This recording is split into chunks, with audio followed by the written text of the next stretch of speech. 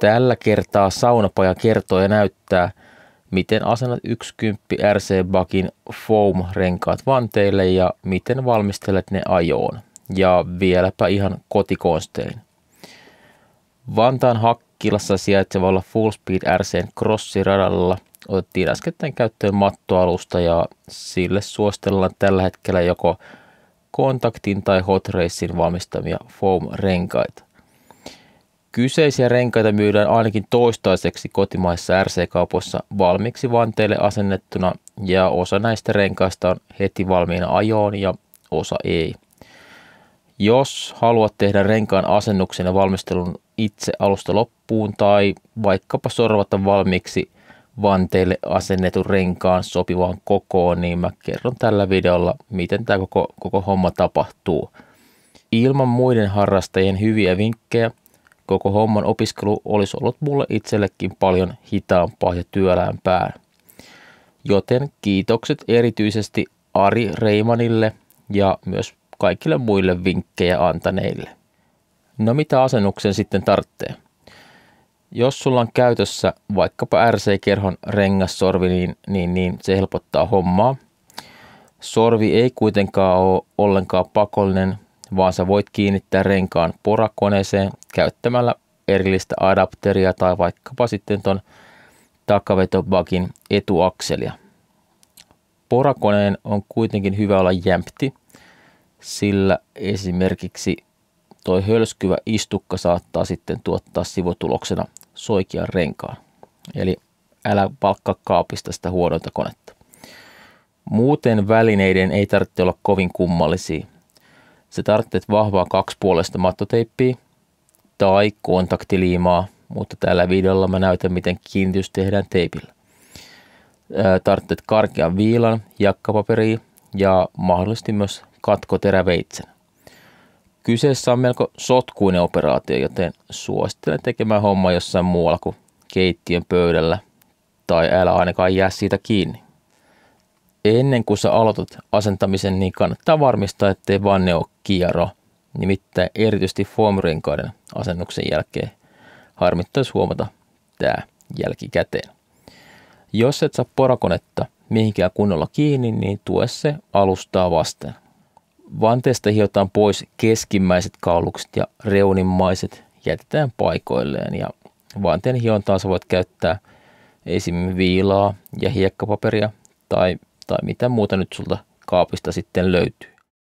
Vanteestakin irtoaa muovia yllättävän paljon, joten ota tähän huomioon, kun teet näitä hommia siellä keittiössä. Hot Racin ja Contactin renkaat on eri levyiset. Contactin renkaita sä joudut kaventamaan, kun taas Hot Racin renkaat istuu suoraan ainakin 4-vedon vanteille. Tuupin kapeiden etuvanteiden kanssa saatat joutua kaventamaan myös näitä Hot Raceja. Kontaktirenkaat on myös selvästi paksummat kuin Hot Raceit. Renkaan kaventaminen onnistuu kotikonsteen suht siististi. Esimerkiksi niin, että kiinnität tämmöisen katkoteräveitsen mattoveitsen terän alustaan ja pyörität rengasta tasaisella alustalla sitä terää vasten. Itse mä käytän Schumacherin vanteita ja on leikannut renkaat samaan leveyteen kuin itse vannekin. Renkaat nimittäin kapenee suunnilleen millin verran, kun ne venytetään vanteille, joten ne istuu nätisti reunuksien väliin asennettuna.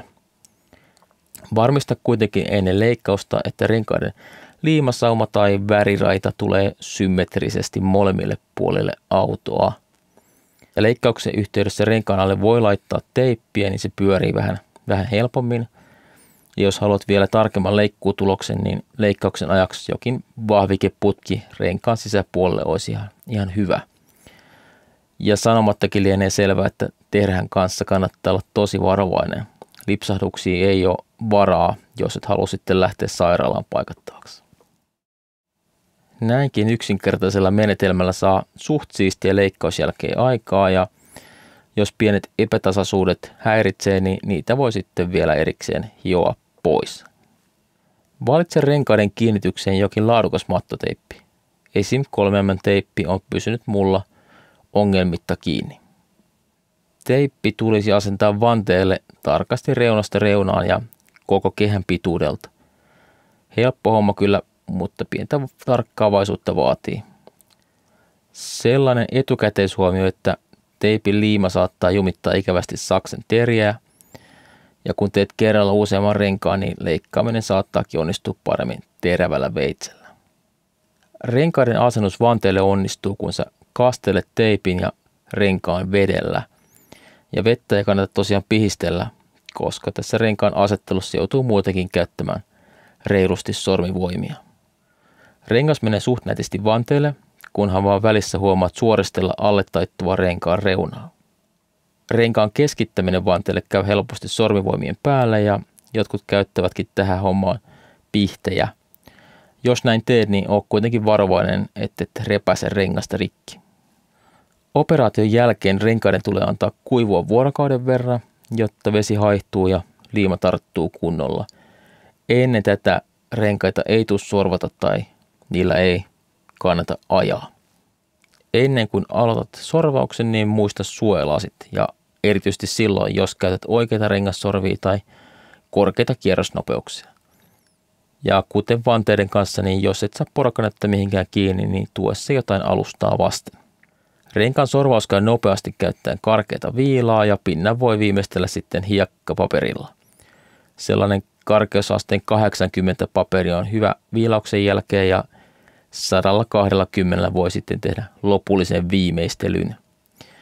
Viimeistelyyn löytyy myös erillisiä RC-merkkien myymiä viiloja, mutta ne ei ole ollenkaan pakollisia, vaan hiekkapaperi on ihan hyvä. Viimeistelyssä hiot siis pinnan tasaisen sileäksi ja pyöristät renkaiden reunat. Ja pyöristäminen tehdään, jotta nämä renkaat sitten toimii hyvin radalla ja jottei niihin synny repeytymiä. Tuupissa renkaita ei ole aivan pakko sorvata, mutta reunat kannattaa kuitenkin pyöristää. Ja hieman koverakin rengas suoristuu kyllä ajossa, jos et viitsi sitä oikaista. Nelivedossa etu- ja takarenkaat tulisi kuitenkin sorvata suunnilleen samankokoisiksi ja siinä samassahan sä sitten suoristat renkaat ja pyöristät reunat samalla vaivalla. Jos valmistelu ja sorvausoperaatio menee nappiin, niin valmiit renkaat on valmiiksi suht hyvässä tasapainossa. Valmiin renkaan koko kannattaa varmistaa työntömitalla. Itse mä hion mun nelivetobagiin kaikki renkaat reiluun 77 mm kokoon. Sorvauksen jälkeen sulla on kädessä paljon sotkua, vähän kärryä ja ajovalmiit renkaat. Ekalla kerralla koko asennus- ja valmisteluprosessi voi tuntua hieman hankalalta, mutta toisella kerralla se on jo helpompaa. Sellainen operaatio. Vähän tähän menee aikaa, mutta helppo homma loppupeleissä. Sellainen vinkki vielä loppuu, että jos renkaaseen tulee repeytymiä tai muuta paikattavaa, niin tavallista rengaspikaliimaa, eikä semmoista, mitä käyttää kumirenkaiden liimamiseen, niin ei kannata käyttää tässä, vaan näille foomirenkaille on sitten ihan omat foomipikaliimansa, tai sitten voit käyttää kontaktiliimaa. Sitten ei muuta kuin renkaita asentamaan.